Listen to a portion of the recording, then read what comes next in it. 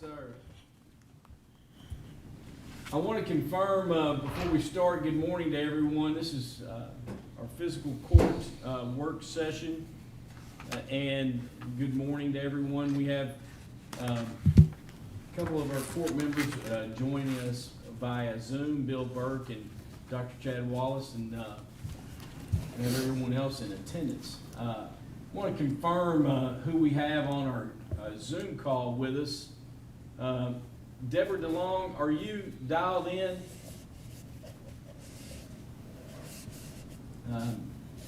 Could you check with her? And then I see Chris Runyon, and I also see Jeff Mudrack. So good morning to you all. Can everybody hear you? Because that's showing muted on Zoom. Dr. Wallace, Bill, can you all hear me? Okay. Muted at the computer. Yeah.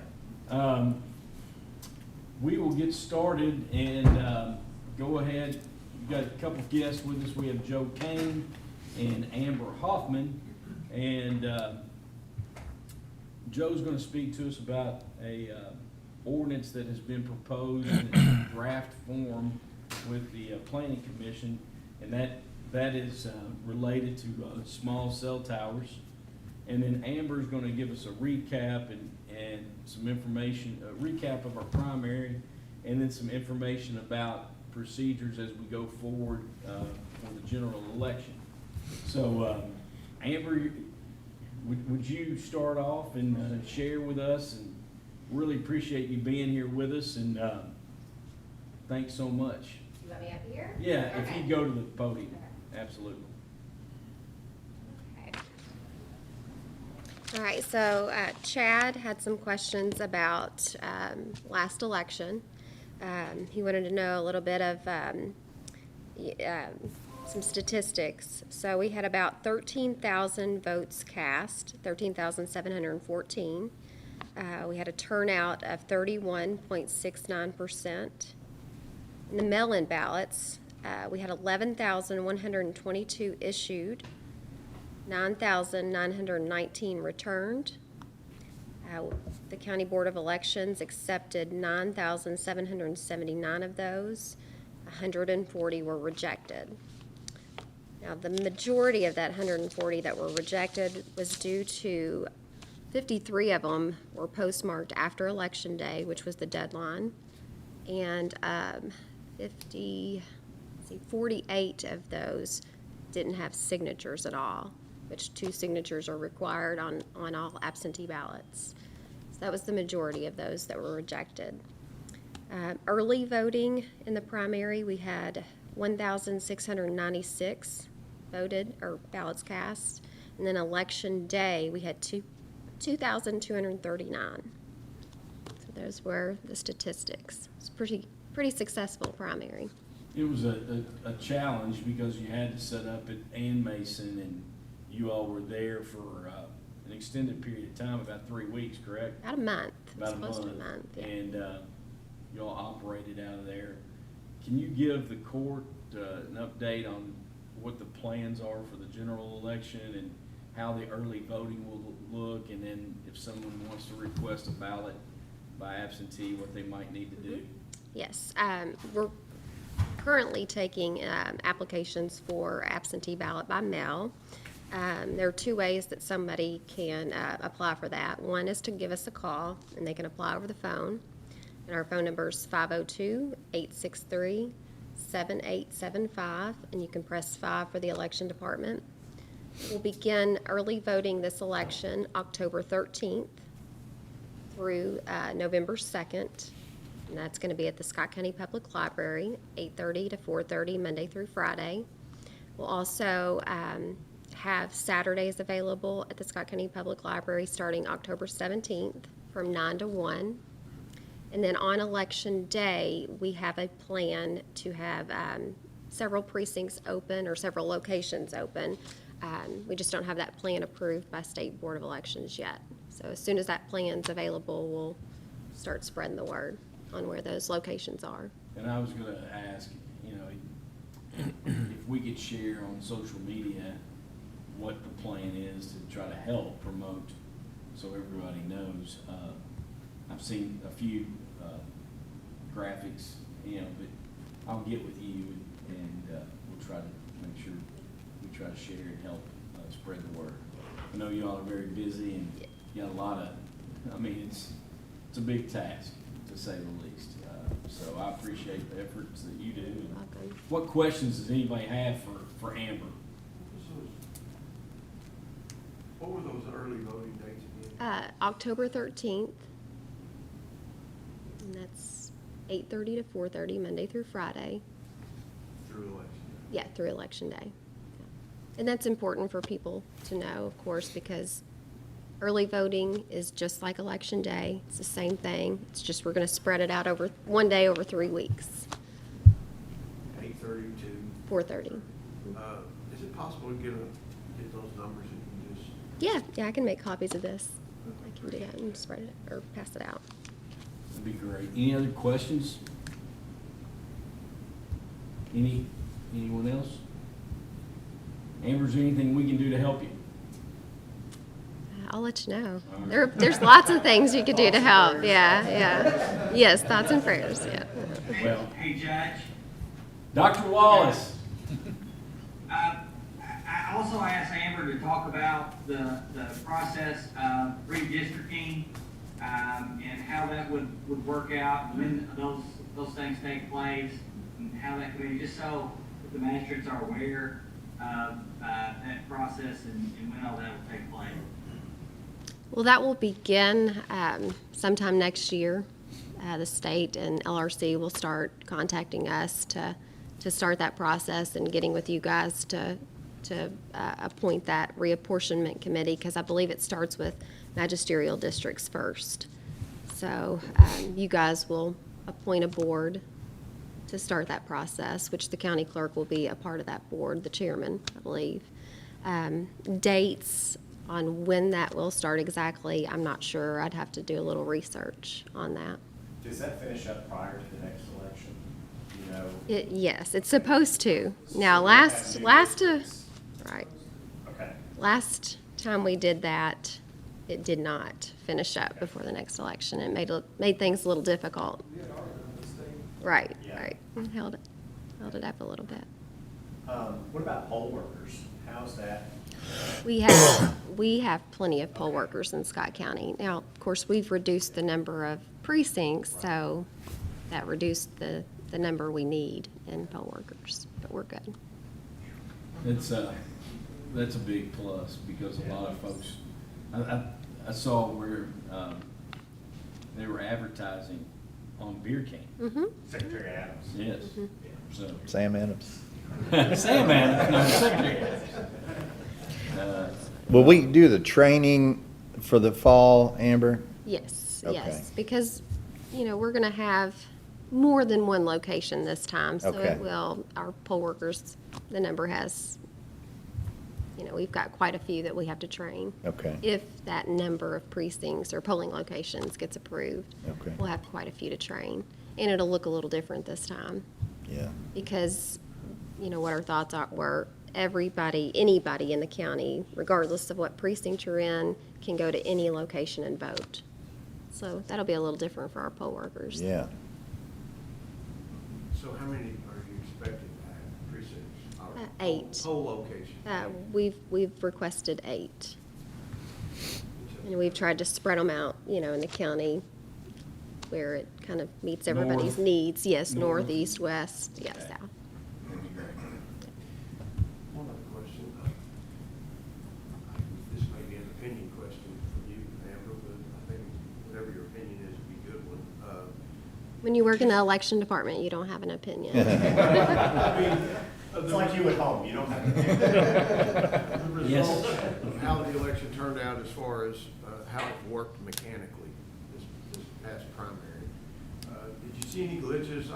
I know it was a big change, but it seemed, what I saw, it looked like it went smooth. It went really smooth. Now, there were, a couple hiccups where, logistically, when we were trying to come up with procedures, things didn't work exactly the way we wanted it to, but we were able to quickly change that. And, after the election was over, we didn't have any complaints, none. And that's unusual for an election. Usually we have We have a couple complaints, but this time it worked well, and everybody seemed to like the voting center style, early voting. I know when I went in, I voted on primary day. Mhm. It was smooth as silk, I thought. We didn't have any lines. There was no wait time. There's no line It was when a I pretty went. good day. I'm just wondering if you saw anything a No. glitch. For it to be thrown together as quickly as it was, I thought it went really well. Will you still plan on election night to do returns here? We're talking about that now. We're not sure, just because we're wanting to be out at the library. The County Board of Elections is wanting to be there throughout the day. I'm not sure if we'll come back here to run those results, or if we'll move our equipment out there.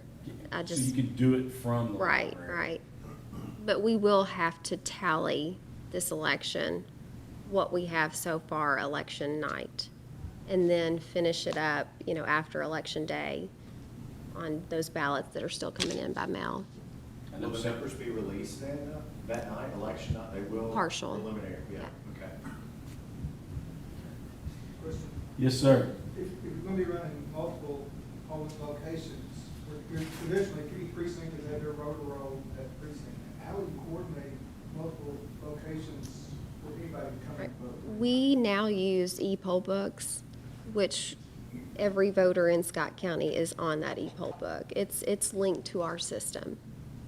So we're hoping that if it works the way it's supposed to work, when the precinct worker, scans the voter's driver's license or types their name in, that it's going to pull their information up with a ballot code that matches the actual ballot itself. We're hoping that works. That's going to be new, so. Well, that's an interesting question. Are you alluding to the fact that somebody might drive somewhere else and vote again? Is that what you're saying? Well, no, I think it's a good one. Well, it's a different ballot too, forever, like if you're in a certain precinct or a certain area, you only have who's in your. Right. All of the e-poll books spread out throughout the county will link together. They're all connected to a secured network. Is it like an iPad It's or? just like, it is an iPad, Oh, yeah. it is an iPad, okay. Yeah. Voter ID, photo ID is Yes. required as well. Yes. And for those who are unable to, or if they were unable to get a photo ID, due to COVID-19 or any of the issues, or any of the, like the circuit clerk being closed, there is a form that we'll have on hand for folks to, it's an oath stating that they were unable to get that photo ID. Any other questions? I want to acknowledge Rebecca here.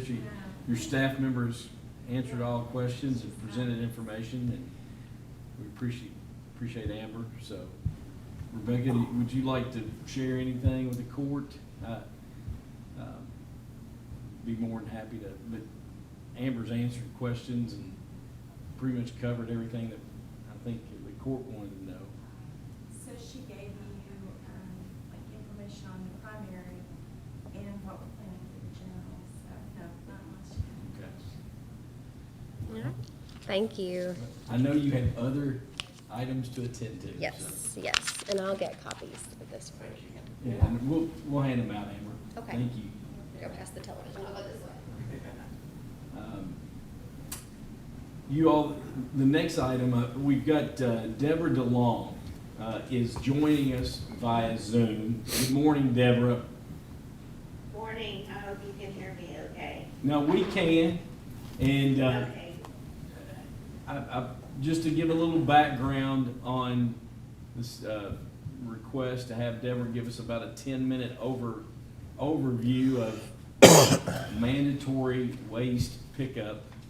I've had a phone call from a citizen and inquired about it, inquired about percentages of pickup, had a concern about, just about, felt like some folks use other people's dumpsters for dumping trash, and then a litter concern. Can you remember any other concerns that were No, brought up? Judge, that pretty much is it. Yeah. Concern were. So- And dumps and those animals. So being responsive to the citizen request, Jared reached out to Deborah, and Deborah said she could give us about a 10-minute overview of the pluses and minuses of mandatory trash pickup. And then we could review the data about the percentages of pickup in the county. So Deborah, if I could turn it over to you and you could just share. And Deborah, could you remind the court of your official title with the division in Frankfurt? And let me say once again, you know, I know you work with local assistants. I didn't know if you picked up any other titles, but we appreciate your assistance and help, and you've been a great resource. So thank you for being with us, and I'll turn it over to you. Well, thank you, Judge Covington, I appreciate it. I'm sorry if my voice comes in and out, I've got a little bit of a throat issue. Yes, I'm Deborah DeLong, I am your local assistant, which means I help you with planning and waste management. I am now also supervisor of the local assistant section. So not only do I help your county, but I'm in charge of all 120 counties when it comes to facility siting, local determination, and making sure that their plans are effective. So that's my title and some of my job duties. I know you all have universal right now, so my first suggestion would be to look at your universal collection and determine what's working and what's not with it. Decide if you want to change, because changing can be time consuming. You just went through a plan amendment, you would have to open back up your plan and look at that again. But the first thing we need to decide is, what are you hoping that mandatory will solve? And these are some of the things that I want to point out to you. Number one, the first thing you can do is talk to other counties that have mandatory and see how they've set it up, how well it works, and how they're handling the billing.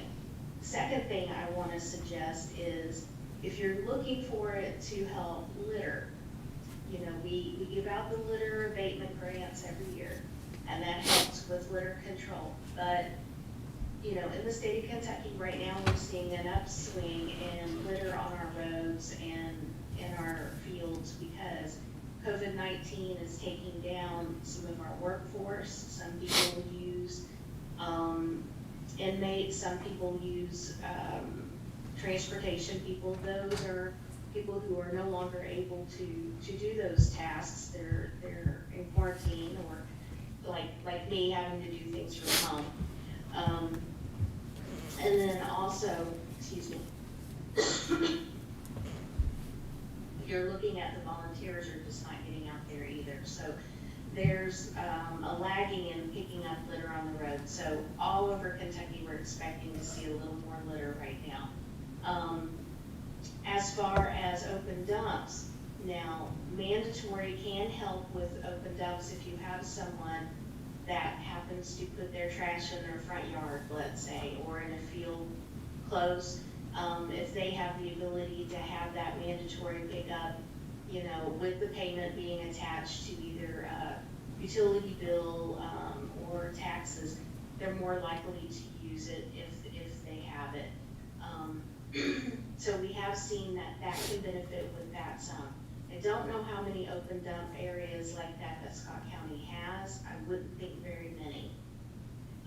The second thing I want you to consider is, I know that your city had mandatory, but I want you to look how close people live in the city and the structure in the city versus county areas, where it's a little more rural, the roads are gonna be a little harder to navigate. And so sometimes mandatory collection, even to the rural areas, may not necessarily work very well, because you have older people that have always dumped in a certain area and they're filling in a sinkhole on their land, and that's just what they're gonna do whether they have trash pickup or not.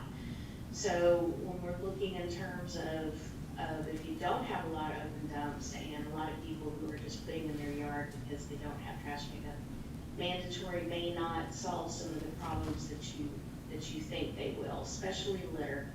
Because you're driving down the road, you throw out a Walmart bag, it never makes it home to go into the garbage. So that's the kind of litter I'm talking about, the occasional soda bottle, the, Walmart flying bag or the McDonald's bag. Those things tend to be thrown out windows of vehicles or people in transit. They're not home, or they would have thrown them in the trash to begin with. So we don't really look at mandatory as a solution for litter. Another thing is when you're looking at mandatory, you have to create an ordinance, which you already have one that says universal, so you'll have to revise your ordinance and open that back up to get mandatory. With that comes a plan amendment, and you guys have already been through plan amendment, so you understand the time it takes to do that. You'll have to public notice it. You'll have to have a hearing. There'll be a lot going on with another plan amendment on top of that. So,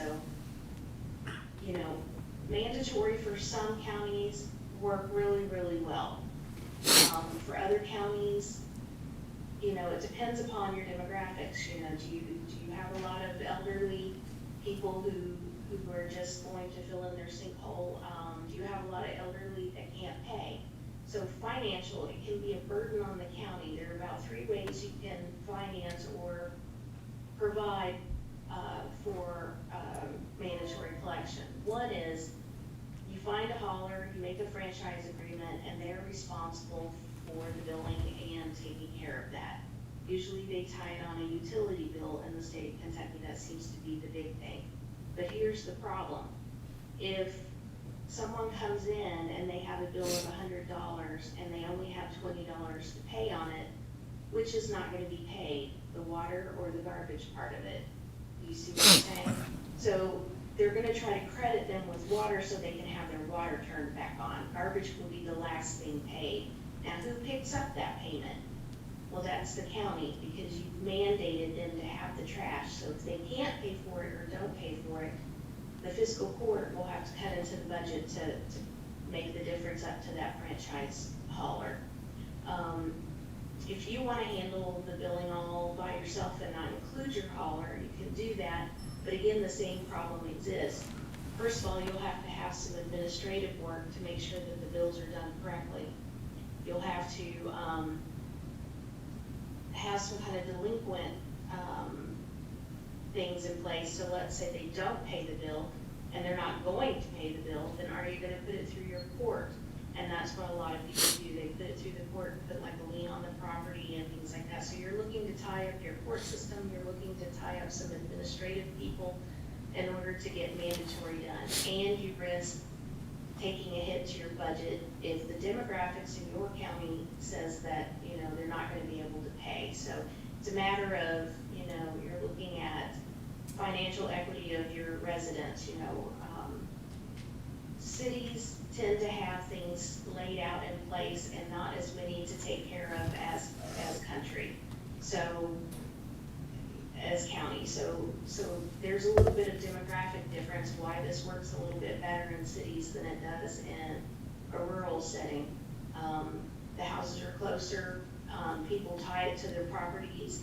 A lot of historic lands are down in cities, so you have a population that can and will pay their bills. So it is a little bit different demographically why it works well in the city versus county areas. Scott County may not have that, and that may be something that you take into consideration as well. The packets that Jared gave you, there's a lot of those questions in there with detailed answers that can help you write down this and that kind of thing. Yeah, Deborah, can I ask you, and Jared might have shared this, but how many counties in the state of Kentucky have mandatory pickup? I think 33. Okay. And then, Jared had shared some data about percent of pickup. Jared or Deborah, could you all share that with the court for over the last? Yeah. Deborah, I can do that real quick. Okay, thank you. So the last 3 years, we've had 93% Then the next year, it was 2017, it was 93. 2018 went down to 92. And then this past year was about 89. So, Deborah, correct me if I'm wrong. We're definitely still above the state average, with the state average is what, 85%? State average is 85%. Okay. And here's another caveat that I want to throw out to you, okay? When you do mandatory, it's door to door or like through a transfer station where they have to show their ID to get credited for taking their trash in, okay? Self bins, people who have self bins and they go up there and they can, throw away stuff and it's not manned. Those can take your mandatory collection numbers down. So even though mandatory says 100%, it doesn't always mean that it will be if you have any kind of, recycling the trash cans. The one thing that I want you to realize is as long as you're above the state average of 85, that you're considered doing really, really well in the state of Kentucky. Okay. And, That's good. I wouldn't get hung up on participation numbers so much because there's so much that can influence them. So when you're talking about multi-housing units, but they only have one bin. So even though your population in that particular building may be 40 people, let's say, but it's only considered as one household because it's one bin. So your population versus the number of households participating, that's what creates your percentage. But it can be skewed from multi-housing to nursing homes to businesses, things like that, self-haul, things of those nature can really mess with that number. So we at the state don't look at that number exceptionally close. What we use it for is to make sure that if it's below the state average, to work with you to find ways, are you having open dumps? Are you having a litter problem? Maybe you do need mandatory, we use it as a problem solving tool or a problem identification tool. Okay. So in no time will you ever be put in non-compliance or be given any kind of warning from the state. I have some counties that have a 37% average, and it's because they're extremely rural and everybody self-hauls. Now, do they have a really bad trash problem? They don't, but there's no way to track the people. So that's kind of a lot of people get hung up on that number, but I want you to know that at state, we just look at it as a way to gauge if you need our assistance in that area. Deborah, than compliance. Yes. Deborah, could I open it up for the court if they have any questions for you? And I really appreciate the overview and sharing the information and just letting us have a little picture of the pluses and minuses. Rick, do you have any questions? I don't know if it's a question or comment. I'll get a response maybe from you, Deborah, and thanks for being here. As you know, we have a privately owned landfill here in the county, and it happens to be in the district that I have the privilege to serve. But the main routes going there, well, when our jailer is able to have the inmates out, the trustees, that's one of the there are several corridors leading US 25 and some other connector routes, and there's a lot of trash on those roads, and I think it possibly is from improper tarping, probably. I think that's part of it. I know when we had, I think you'll be familiar with this, I know when we had the free dump days once a month, they're not currently doing that because of COVID, but when that was happening, even the citizens maybe weren't tarping properly. In Scott County, it seems to me like that's part of the problem of what people may see along those corridors. You're going to see, and I live on that corridor, and I see the trash, but of course, I think it's coming from that. And there are some interstate exits with some restaurants, and you see some of that trash as well where folks are pitching it out the window, unfortunately. Any comments on that? from you, thoughts about it? You know, Rick, what the fiscal court may want to consider, and I can work a little further with them, maybe an ordinance on, first you can work with the Department of Transportation on some of that, and I can give you some contact information. Secondly, I would suggest maybe you could write a code or ordinance saying that it has to be tarped or covered if it, you know, if it's over a ton, or, you know, you can set the thing that if it bolts up out of the truck, you can definitely write an ordinance that says it has to be covered. Now, the thing is, anytime you write an ordinance, you gotta enforce it. So you'll have to decide, is it gonna be your local sheriff that's gonna pull these people over and give them a citation? And, you know, that's what I would do. I think that would be easy. And as far as the citation goes, instead of money, you could actually ask for community service where they have to pick that stuff up. So, you know, that is an option. When I'm going into the office this afternoon, and I'll pull and see if I see any ordinances that look like that, or send you some kind of an example that you can look at that might be able to help you all police your roads just a little bit easier, and get that taken care of rather than depending on the Department of Transportation, because, you know, they're there sometimes in Scott County and sometimes they're not. So it'll have to be locally solved to be completely solved. Thank you. But I'm hoping other things, you Yes. know, will come into place. But if it were me, I would consider an ordinance. Okay. Deborah, thank you. Anyone else have any other questions? Well, I mean, it sounds like we have, you know, the two issues. One is our litter issue, which seems to me is more of a, you know, and I might be wrong, but it looks like mostly on state roads, kept roads is what I see most of the complaints on. You know, when I drive around Georgetown and Scott County. And then where, if we don't have a huge system issue with trash pickup, it seems like we at least have individual issues. So what enforcement relief do people have that live next to an issue as a neighbor? You know, what, you know, calling us doesn't, you know, fix it. Well, that's where we can get code enforcement involved, okay? Because I work closely with them. And I do think the litter problem will get better because Darren and his crew do an excellent job. But I hate talked that to we have him. to depend on inmates to collect, you know. You can call my office. I'll take any call, and then I work real closely with code enforcement. So we work all the time on issues like that. But it's like you said, it's just getting the word out on who to call and who to address it. Right, okay. Okay? Hey, Deborah, thank you for joining us, and as always, we appreciate your assistance, and if the court wants to, Anytime, Judge. has any other questions, thank you. we'll be in touch. Thank you. Good deal. We'll talk to you soon. Thank you. Okay, Congratulations. yes. Thank you. Or condolences.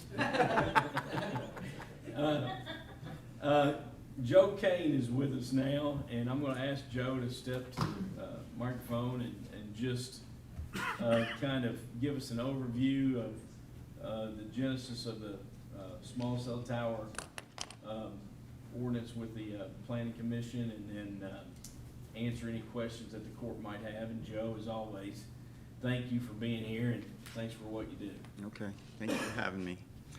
You all have probably heard a little bit about this. It's Planning Commission has initiated us looking at the zoning ordinance to add a small cell tower section. It has to be adopted as an ordinance to go into the zoning ordinance. But this was initiated because AT&T is rolling out their 5G system, and these new 5G towers are small. They're either equipment placed on poles or other structures in the right-of-way, I guess mostly utility poles, electric poles, or they're new poles set in right-of-way or easements, utility easements, because I think these towers have to go where there's fiber optic line. I think they directly connect to it, I believe. So our ordinance didn't really address this. Our cell tower stuff was for large towers out on private property where they lease land and build a big tower to cover a large area. With 5G, I guess, with the data needs They're putting in these small tower systems where they cover a smaller radius, but are able to handle a lot of data in these small tower networks. So we didn't really have any regulations to address this. So when we got notice of it, and the city got notice of it, city was like, well, we prefer planning commission to handle these applications. So we had to initiate this ordinance rewrite. We looked at Kenton County because they had a model ordinance that they adopted last year, and it had good design regulations. So we took that as a starting point, and we've come up with this draft ordinance that you've been given. I read through it today, and there's some parts of it that still it's in flux. So we took it to Planning Commission in a public hearing just to air it out and get public feedback on it and feedback from the Planning Commission. The way it was originally written, it allowed staff to approve all these towers. So it exempted any new antennas that were on existing poles or equipment, and then any new poles that were set, it allowed staff to approve. We got some feedback that there was thought that we needed more public notice at least. So either Planning Commission approve it through a public hearing, some of these, mainly the new ones, or at least give some public notice so the public out there knows these are coming, they're gonna be in their neighborhoods and so forth. So we've made some amendments, so the strike-throughs and underlines in the copy you've got are amendments that we've made since the public hearing. And I noticed that there's some other language in there that needs to be addressed. I'm going to do it today when I get back to the office. That makes it a little confusing as to whether some of these are exempted or are allowed to be approved by staff. But the intention, when this is taken to the Planning Commission next month, so that we had the first public hearing, got comments, they continued the public hearing to next month. So we're going to this month, September. Sorry, we're in September already. I didn't want anybody thinking it's 6 weeks. We don't have 6 weeks. Yeah, so It's next week. September 10th is the public hearings continue to September 10th. They may continue it again, or they may make a recommendation on this. Planning Commission makes a recommendation, so they're not gonna approve this ordinance. It has to come to fiscal court in all the legislative bodies in the county for final approval. So they're gonna make a recommendation on the final language that they'd like to see. And then when it comes to fiscal court for final approval, you can make amendments at that point. If they're major amendments, we may have to take it back for just so Planning Commission can see it and comment on it before it's finally approved. But you can still make changes. So the way I think we're leaning is staff level approval of only those antenna equipment on existing poles. So they're not officially called small cell towers. They're actually just antenna devices added to new poles. We're going to allow staff approval of those. They'll still have to meet all the design criteria in here. But new towers will have to go to Planning Commission for a public hearing before approval. And just not to interrupt you, but, you know, I've had one phone call from one citizen, and it was a new tower. Mhm. And that was approximately 75, 80 feet, and it was gonna be located in their side front. And it was just a single monopole that was with a black, the equipment on the antenna on top. Mhm. But that's the only call that I've had. I don't know if our magistrates have had additional. I don't think anybody really knows. Nobody knows what's going That's on. the problem, because Yeah. we just found out 10 days ago. And And max. so what you're saying, staff could approve a co-located antenna on an existing pole. And that makes, Yeah. that makes sense to me, because it's a small device. Define pole. Well, That's. there Well, you what I- go. what I have seen Yes. these guys do is- I want to define, I want Do to. they change out the pole?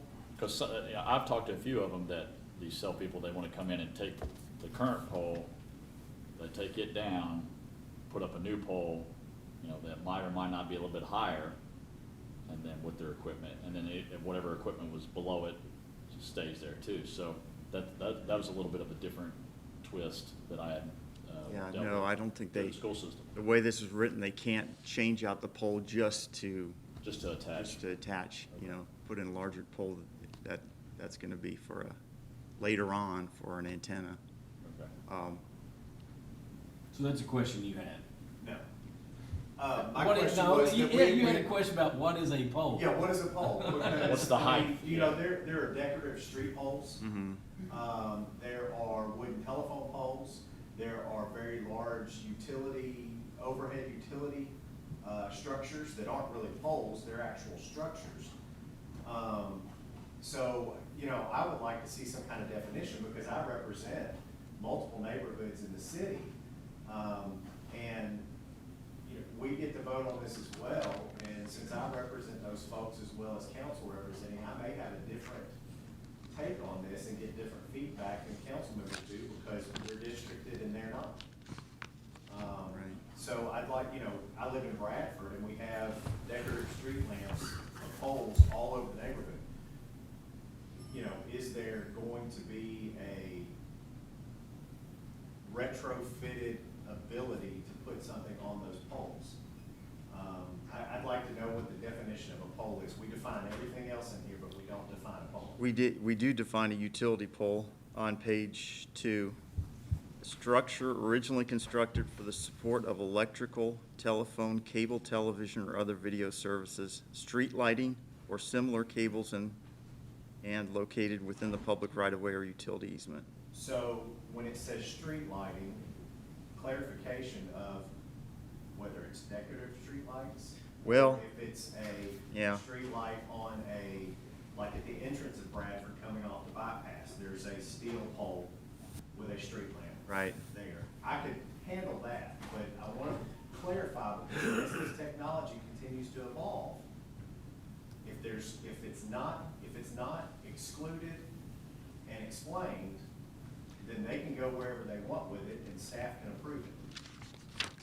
Yeah, well, I think the decorative light poles aren't utility poles under this definition. I think this definition is for those Can we lights that are hung. clarify that? Yeah, maybe we can add a definition for that. Because, I mean, if you But- think about it, all these poles down Main Street are decorative light poles.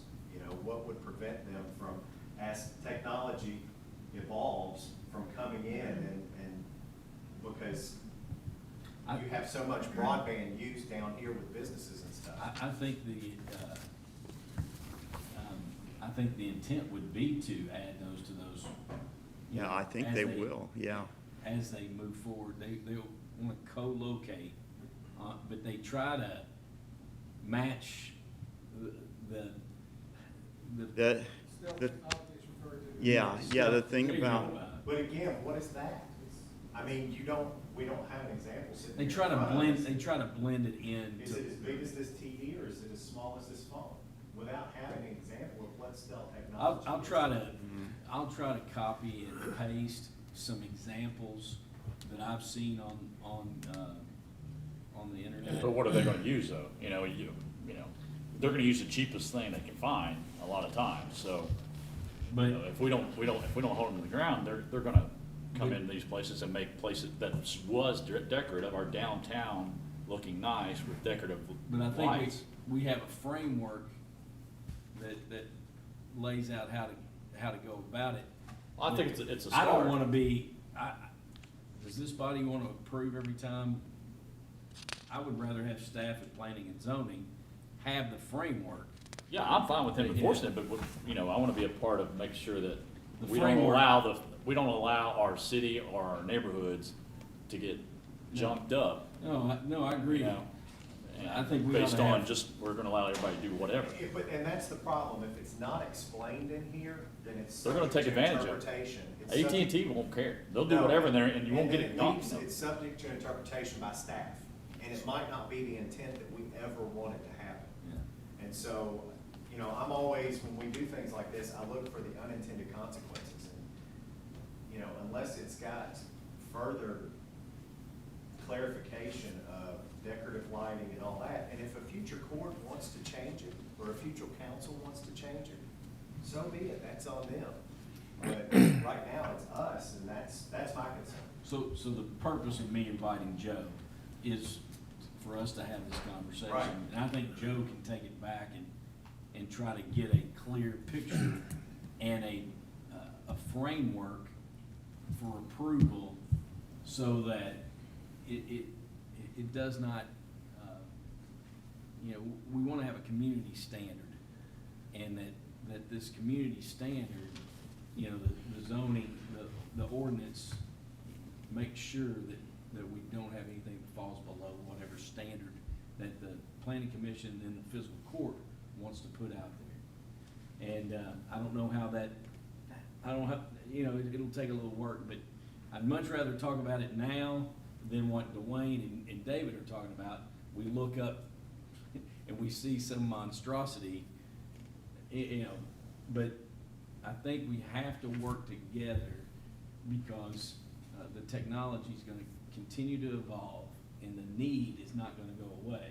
So let's help navigate that so that the community standard is, is kept high and it's something that's aesthetic and it's a positive and not a negative. Exactly. Put as many as you want in, Yeah. as long as it looks good and Try to navigate. subdivisions are happy and, Yeah. And you're not reading my mind.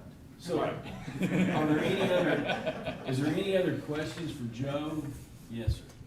Is this fee schedule pretty standard? Because that seems, when you think of AT&T, a multi-billion dollar, maybe $1 trillion organization, and for the first tower, we're charging $500. That seems very, very low for what they're gonna the make off of scenario. it. Yeah, I mean, if you think about what a building permit costs, I don't even know what a building permit costs, or any other permit that folks, a tap-on fee. Yeah, To that's, me, that's nothing, and yeah, where would that fee go to? Does that go into your all's budget? yes, Okay. yeah. I'd like to, is that from Kenton County, do you know? Yeah, it's a court-tested fee, so that's the fee. AT&T or one of the providers sued one of the municipalities or counties over the fee, and that was approved by the court. So that was a reasonable fee. In Kentucky? I believe so. I'll have to double check on where that was, but Okay, if you have a court case, I'd love to Okay. ask an opinion from KO. And Joe, I have a question. Will this affect towers out in the county any? Because a couple of years ago, we had a meeting, I'm sure you remember, for Crumball out in my area, and we had a cell tower go up, and this room was completely packed with people that were opposed, and it seemed to be a foregone conclusion that they were already right and they were going to get it. So I don't know if anything we're working on now would somehow help people in the future in the county on big towers like that. this wouldn't affect directly any of the larger towers, but we did add language in our comp plan after that in the last update. It said they should locate, an area, they should respect historic districts and areas and other language that they should stay out of floodplain and environmentally sensitive areas and should look at a hierarchy of sites. We did add language in there that we can more easily kind of leverage tower providers when they're looking to locate, that they kind of are more sensitive to historic areas, existing residential areas, and environmentally sensitive areas. Well, that's good, because what you were saying is right. AT&T, they come in with a book that's 500 pages of, Yeah, and they sit down in front of you and like, okay, we're going to put this tower in, and here's our, You can't do anything about and it. you can't do anything about it. Yeah.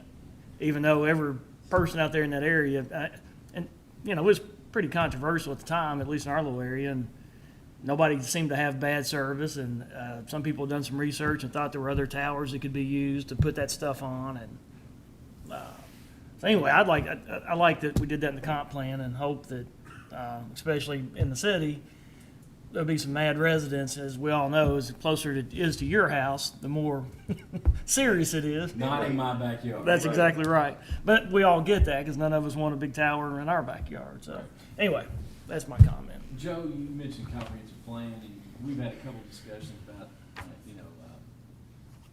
subdivision regs and such, and revisiting the comp plan. When is that scheduled to happen? next year.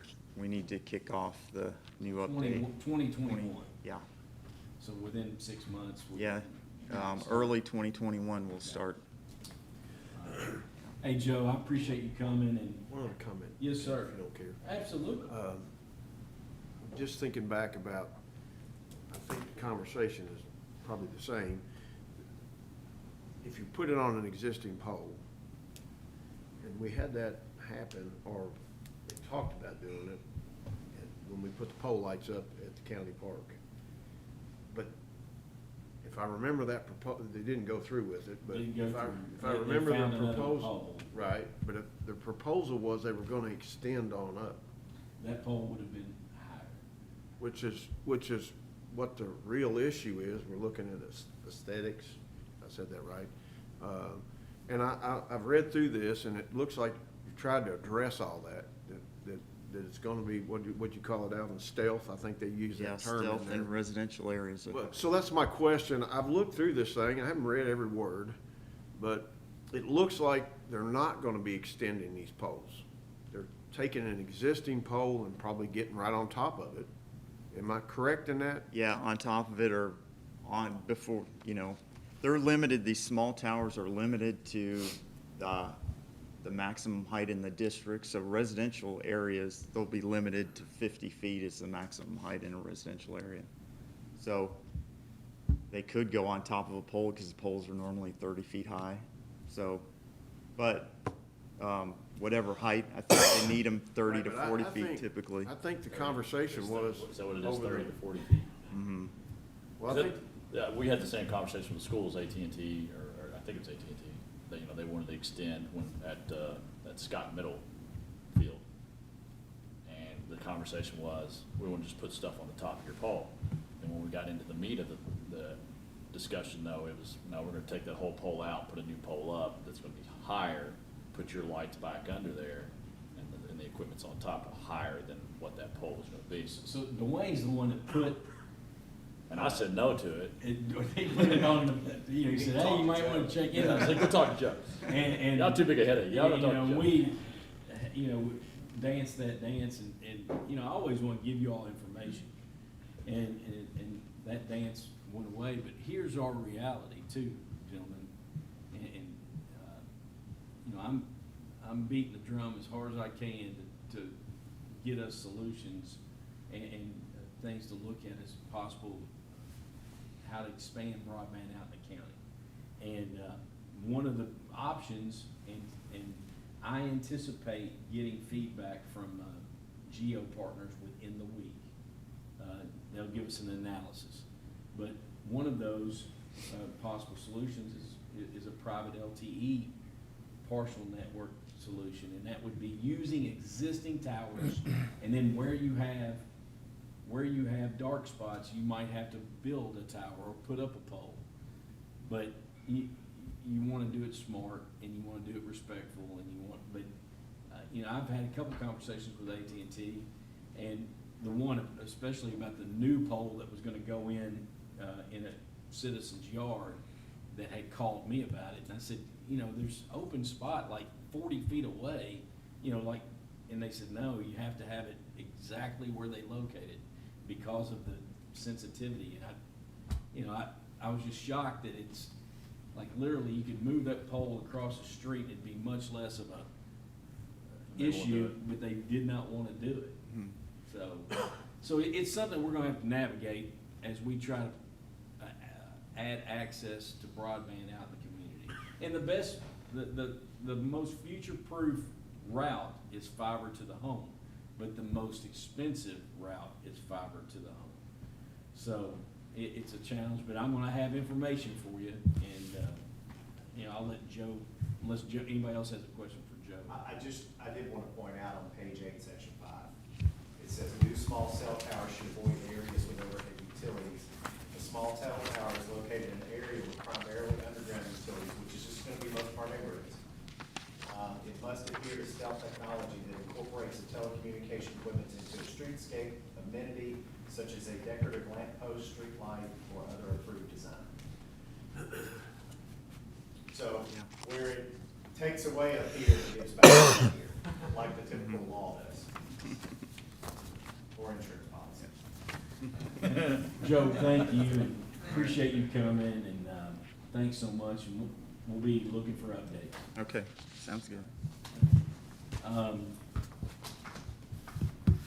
Next, just want to mention, like what I mentioned, I shared with you all a email and a proposal from CTC Technology. And I have been beating the drum and trying to do research and talking to people about, once we get our analysis from Geo Partners about essentially giving us a roadmap of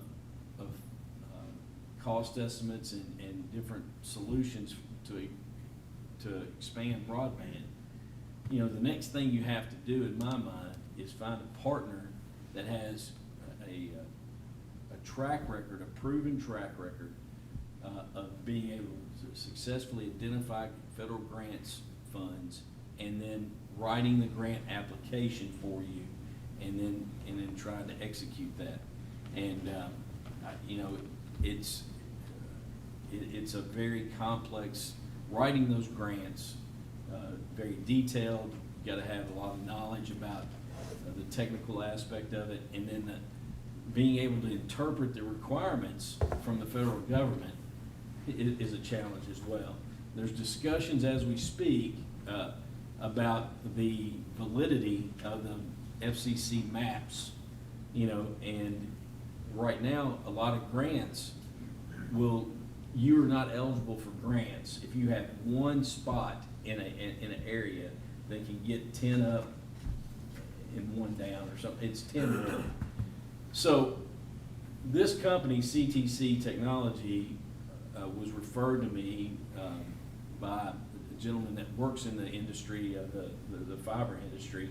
And then I started digging and looking at their website, and then I made a few calls, and I've spoken to a councilman in Elkhorn City that used them for a grant application. I've talked to a gentleman that works for Eastern Telephone out of Pikeville.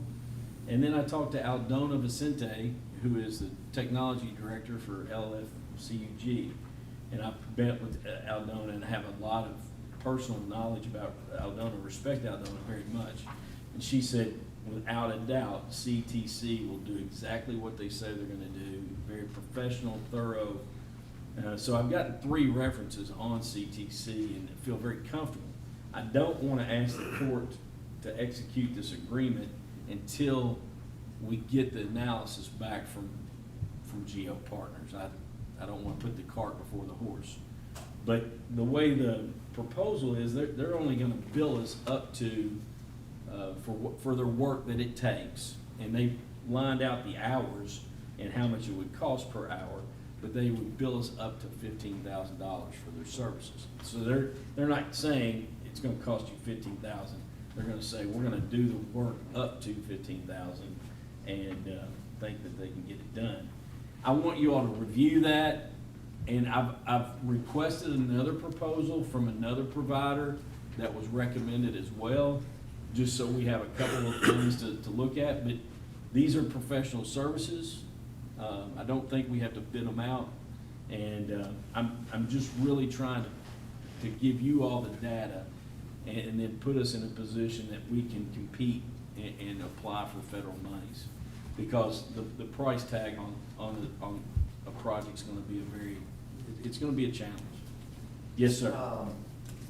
So they would do the grant application, look for the grant money. They would identify what we're eligible for. So, okay, and it would only be a flat fee? No, Do they get a percent of the grant money? No. Okay, my computer died, so. No. You know, they outline exactly their scope of work. Just basically they're looking for the hours it takes to write the grant, find the grant, write the grant, up to whatever. Then they go into step 2, which is another Yeah. task 2, they call it. I'd be curious as There's to 3 whether the tasks. grant money can be, any portion of that grant money can be used to pay for their services. which would be- I'll ask would be that question. nice. I will. I don't know if that ranges from grant to grant or. I'll ask you. Usually I don't think you can do that. But I'm just wanting you all to know what we're doing and what we're working on every day. I am on try to get where we need to be. How's And the reporting from, like, everybody doing their? we've had broadband tests? 3,800 and like almost 3,900 speed tests. And what Geo Partners, they were blown away with how many speed tests were done. But they'll take that data, but they also have additional data. And they'll merge that to do our analysis. But our data from those speed tests, they said was very valuable. So I anticipate within the week of getting an analysis that I can share with you all. Any questions about any of that? Just one more piece of information. So task one is just really putting the information together and identifying where they think we can go for grants. Task two would be another fee, and that, No. that's kind of way they, well, maybe I'm reading it wrong. Well, I think they're gonna bill us per hour for, Well, their cost proposal is to perform task one, not to exceed 15,000. I'll review it and get clarification. Well, there you go. At the county's request in the future, we will submit separate cost proposals to perform task two and task three. So task two is, the way I'm reading it, and I'm glancing at it, but the way I'm reading it, task two is to actually prepare the grant application. Yeah, you're right. And I'll clarify that. It's like and try to 18,000 get for task one, and Surely to goodness, then negotiable. It looks like task one, what they're gonna accomplish in task one is taking all this information, getting it together, and then hunting for what they think, what grants we can apply for and have a shot at. That's, Hey, I think that's a good question. As far as the final cost. Yeah. but, I'll clarify that. sure, yeah. And you all got that yesterday, and I received it about 2 minutes before I sent it to you all. And I haven't dug deep on it. And like I said, I didn't want to take any action on it. I just wanted y'all to have it to review. Because once we get the analysis from Geo Partners, then I think we make the decision on how to go forward. Any other questions on that?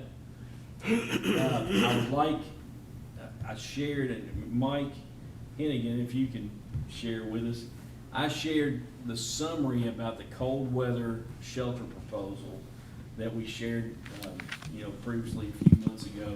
And then, part of any consideration that would have to go forward for the court would be, well, how do we navigate this with COVID-19? And Mike had already thought ahead, and he'd already had it outlined, a procedure, and I shared the summary with you all again, and I shared the COVID-19 procedures. And I just wanted to talk about that. In my mind, it is something that we have to consider doing. It's just, I think that the site still would be there at the county park, and, it would not, we'd try to navigate through it if the court wants to do it, but I think it would be a plus, and it's just with the number of citizens that we have in our community and the homeless situation and just a lot of people, there's a lot of unknowns as we go forward in the winter. And having somebody sleeping in a tent or, we can't make them come to the shelter, but at least it would be an option. And I'd like for the court to consider looking at it. And I know there's questions, there's always questions about such, and but it's just something that I think we ought to consider. And then Mike, if you can answer any questions from the court, I don't want to read the summary here, we don't need to do that, but I felt like you did a thorough job on the summary, and then you've met with some nonprofits as well, and we had talked about nonprofits assisting. Can you share any additional information about that? Absolutely. I brought the full version of the White Flag Shelter Program to you guys 6 or 7 months ago. And the summary here is basically what's in that 35-page plan. But knowing that we were going to try and bring this back this fall, had a Zoom roundtable meeting about 2 weeks ago with the new director of Gathering Place, Scott United, Transform Scott County. There's 8 or 10 people on the Zoom call, and we didn't have an agenda, so to speak. Just wanted to say, here's what I'm going to try and bring forward. Do you guys have any questions, concerns, or whatever? And it kind of morphed into how can we all play on the same sheet of music instead of trying to we're not duplicating efforts. So the Amen House said that they would be able to provide some version of the feeding. It may be a box lunch. It may be just them bringing in a crate of apples and oranges, and but they said that they could participate. The Gathering Place said that they believed that some of their staff might be interested in in their off hours when they're not being paid to work at Gathering Place. They might be willing to assist with our program. The big thing that we're trying to accomplish is the low barrier shelter. We've got several places that people can go in Scott County, but there's hurdles to jump in order to get into those positions. And my concern is somebody may sleep on the street rather than trying to meet the requirements to get into the private shelter. So working with the different nonprofits and sheltering communities, they all said that they'd be willing to work with us. We might, if we had only 1 or 2 people show up, we might be able to put them into one of the other locations as long as our employee stays with them. There's different options. If it's a 10 below zero night and we've got 50 people showing up, then we'll do the whole shot. But if it's just 1 or 2 people straggling in, maybe it doesn't make sense to pay 2 employees to spend 12 hours. But everybody's on board with the plan for the amnesty boxes and all of the things that are necessary to make this work and get people to be interested. The one request that was made from them, and it hadn't even dawned on me, is if these guests of the shelter don't have government-issued IDs, that we issue them an ID.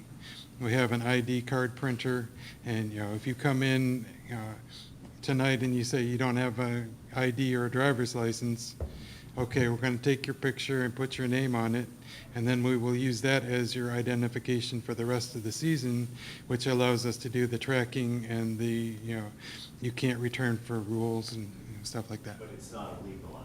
It is not a legal ID. It's just something within ours. Right now, we're kind of using the Covington shelter as a model and then making it fit the Scott County plan a little bit better. Covington shelters are people 150 to 180 days a year. I'm thinking more like 5 to 10. If it falls below 20 degrees. Right. We're gonna do a social media post and try to let people know that if the court, decided to approve this, then that would be an available Right. option. Here is our location. You either find your own way here, or we may have the We've even small talked transport about, buses. We talked about the G-Tran. Right. And that's still a possibility. Yeah, having 1 or 2. Pickup spot in town and then a drop-off the next morning. Right, because this facility, again, if approved, is going to have a very narrow window of opening and a very narrow window of closing. If you're not there by 7 p.m., we're going to be admitting guests between 6 p.m. and 7 p.m.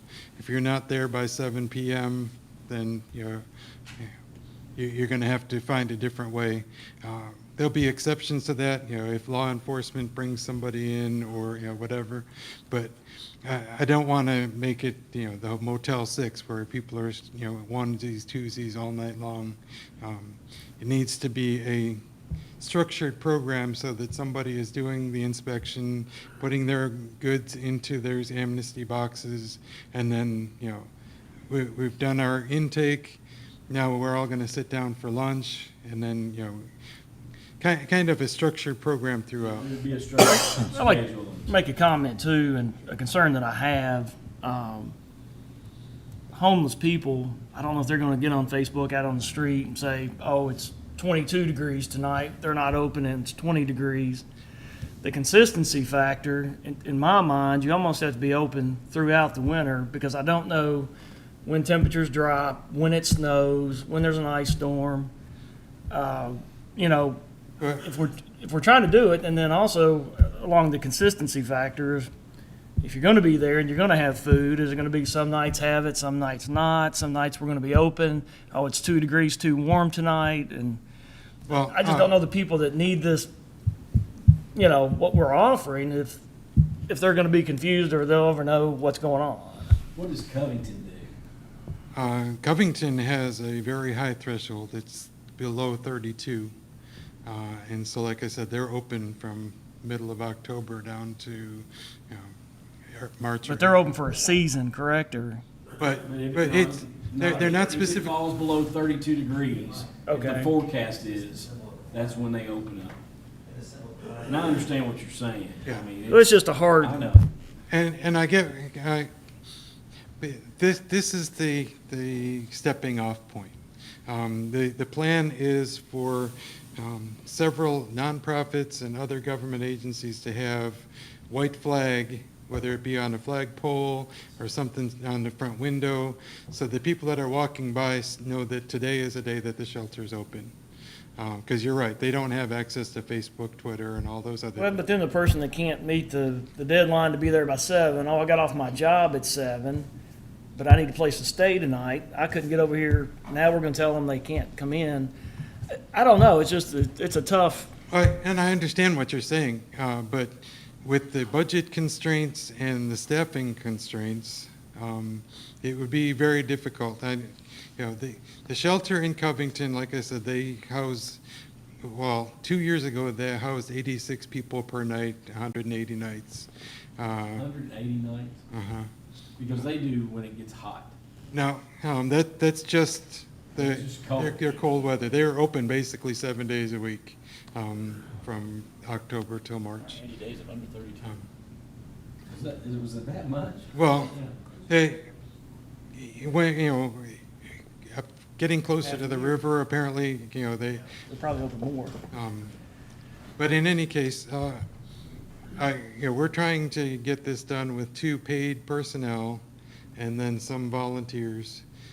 I put it out to my staff, asking if they would be interested in helping with this, and had 0 out of 10 say that they wanted to do it. You know, it goes back to you a little bit though. There are other shelters that people can come off work that will go through the process. Right. That meets those folks' needs. You know what I mean? That could come in whenever, just as long as, because they're willing to go through Yeah. a little bit more stringent. It's a gathering place. Yeah, and I think it'd be a tremendous opportunity for a downtown church to have an outreach program that maybe we could even, and I'd like to, and I've been thinking about this, and I wanted to call, I think it's the Catholic Action Center in Lexington that Right. does an outstanding job, and just kind of curious if it's community churches or if it's just the Catholic Church, or if we approached the churches here and said, hey, would one of the downtown churches maybe block off a place and have a soup kitchen and some beds, and just kind of explore how that would look like. Yeah, I'm Because like you hoping said, that- we're getting into paying staff, and I get that, but a lot of these churches, you think their mission is to help people that are in this kind of need. Right, and they have interest in doing that, but the liability and the, facility lockup too, if they're trying to have events and stuff like that, and then you're also hosting a.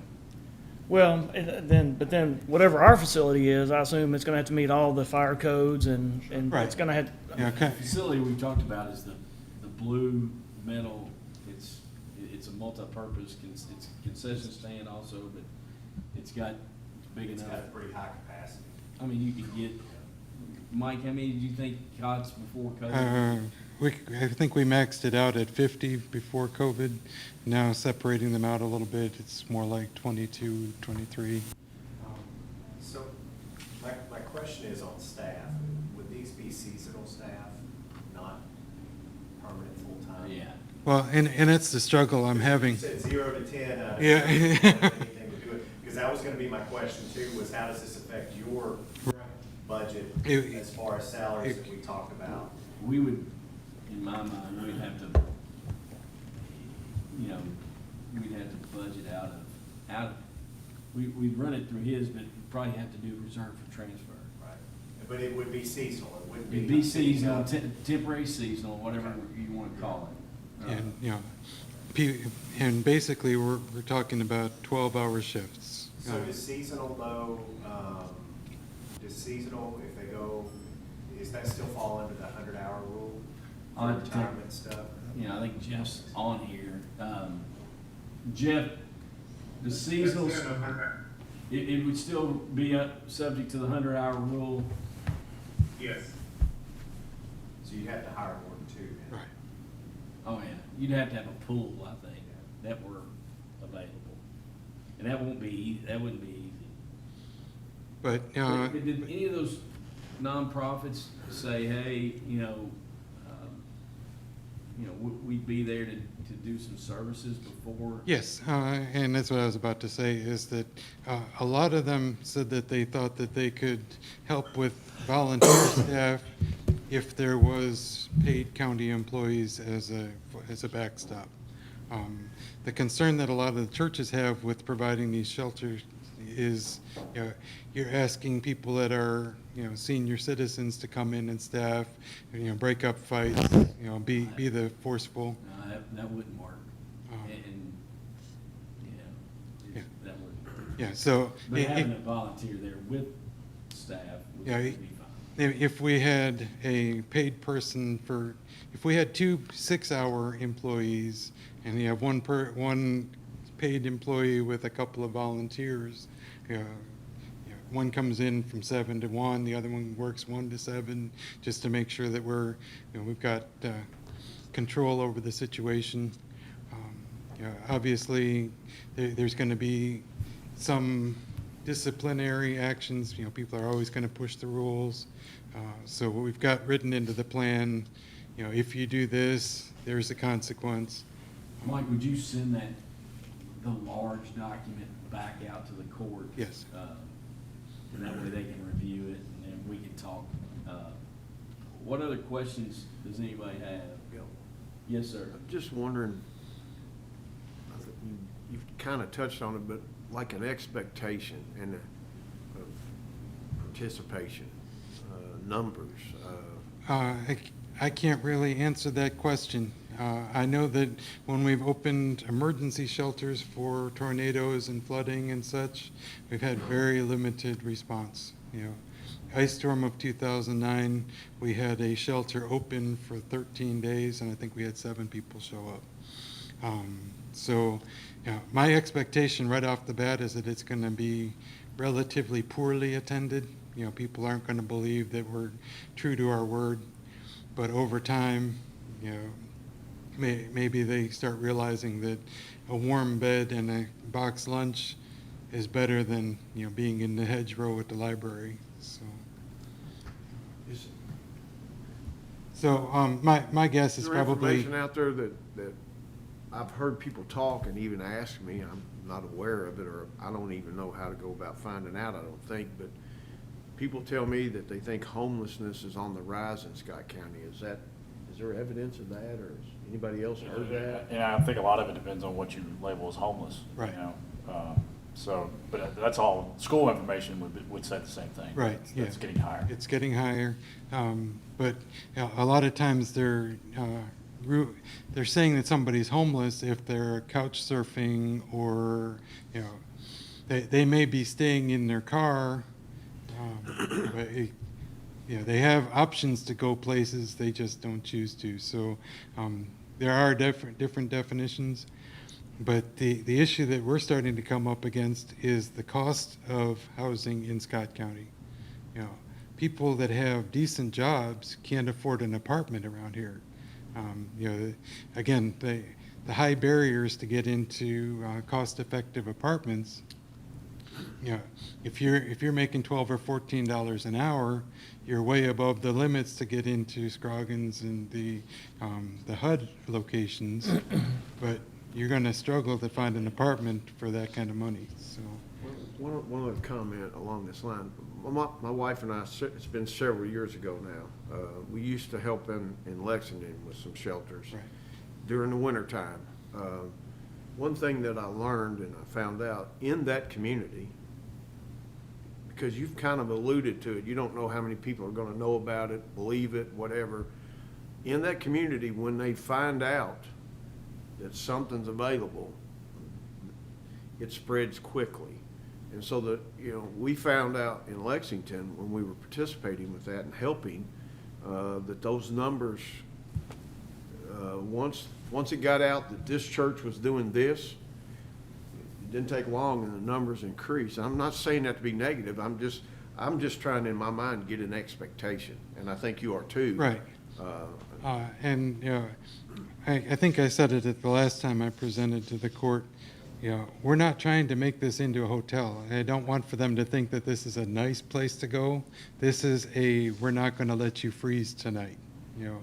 And you're correct in that assumption, because it becomes the numbers one point really increased, and it's just because, hey, we can go over here. Right. And hang out over here. But, you know, up in Covington, they've got 2 locations. They've got shelter with the nice bunk beds and all that, and that's their first 32. If they exceed that number, that capacity, then they can roll into the Salvation Army, and they just basically roll some sort of nylon across the gym floor, and everybody lays on a mat with a single pillow. And so people are careful to get there early enough to get to the nice place. So, you know, Mike will send that out and we can talk more next week. I just wanted to revisit it and have a discussion Right. as another starting point. Thank you, And Mike. yeah, I'll be happy to discuss individually. I can't make it to the next week's court meeting, You so. told me that, and I apologize for not remembering that. So if you have questions, let's try to get that on out to them. And Yeah, I'll get that this afternoon to be to everybody. It's an anniversary or something? Yeah, my 10th anniversary. If I don't take off Friday, I'll be divorced on Sunday. Hey, I'm gonna wrap this up unless the court has any other, I've got just a couple other little items. The louvers are sitting out there staged. The crane has been scheduled, I think it's next week sometime, to install those louvers. And then that project will be complete. JR was right there, and JR had to step out, I think, for phone. We need to discuss, and Jeff and I have been discussing, JR's had some concerns about losing some CDL licensed drivers that have taken other positions. You know, I think it's 3, but it's a big issue to him because, and I agree with JR. JR's made the comment, my staff, I look at them, he looks at the road department as first responders to emergencies when it storms, floods, in the winter. And I think one of the things that I always get so much positive feedback, JR, will you step over here? I'm talking about you. I know, but we were talking about our CDL issue. Yes, sir. And you've lost three good ones, and 3 major route drivers, and Jeff is looking at medians. Jeff is looking at different options. But what I was saying is, you made the analogy that you feel like your staff are sometimes first responders to emergencies when it storms, when it snows, when it floods. Those things, and I can't agree with you more. Yes, sir. And one of the things I think we hang our hat on is the quality of the job that JR and the road department do in the wintertime. They keep on top of it, and I'm not gonna be the one that lets that slide, period. And we we're- need to, Jeff's gonna look at how we can look at the median and then look at, right now, a CDL driver gets, what's the, You It's a- share with me what you've shared with me. It's a 50-cent CDL incentive, but that's what Jeff and myself and you have had a couple of discussions, and we need to look at that because CDL drivers is in big demand, and Is that what we currently do, is 50 cents, or is that? 50-cent CDL incentive when you get your CDL license. And you look at the paper, you look everywhere on the backs of trucks, they're looking for CDL drivers, and seems like we have kind of been a training ground, get the guys CDLs. We spend a lot of time and money training people to get their CDLs, and We have the Judge, same issue with bus drivers. Mr. Mudrack is I don't know. been agreeable, and I got to gather some data too on how many people I've lost, but we're going into winter here shortly, and, you know, sometimes it takes 3 to 6 months to train a guy to get him prepared to take his CDL license, and then time out there pushing snow and everything, you just can't take a guy and throw him out there in a 40,000-pound truck with a 10-foot blade on the front of it until he gets a little bit familiar with everything, and I'm happy that the judge in the court and So I just want you all to be aware of the situation, and that Jeff is gonna be working with JR and looking at medians and looking at, you know, what can we do to help? Because we don't need to look up and have a foot of snow and be 3 drivers short, and it's just not, it's not where we need to be, period.